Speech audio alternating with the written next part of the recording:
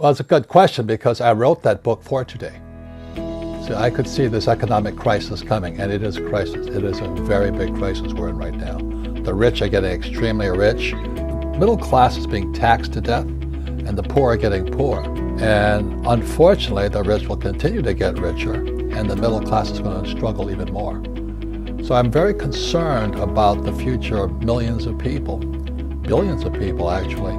So that's why I wrote the book. You know, we have no financial education in our schools. And what does school teach you about money? Nothing. Do you learn from rich people or poor people? You know, most of my school teachers were poor people. They're good people, don't get me wrong, but they don't know anything about money, nothing. And so they give you advice based upon a poor person's beingness. You know, I'm a poor person, so you want to play it safe, and you want a steady job, and you know, pay your taxes. And that's why people are falling behind. The world is changing. Let me say this, change is changing.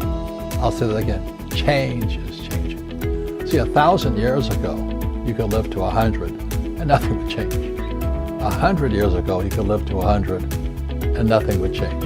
Today, every 10 years, everything's changing. And so most people go, don't make mistakes, you know, play it safe, go to school, get a safe, secure job. That's ridiculous.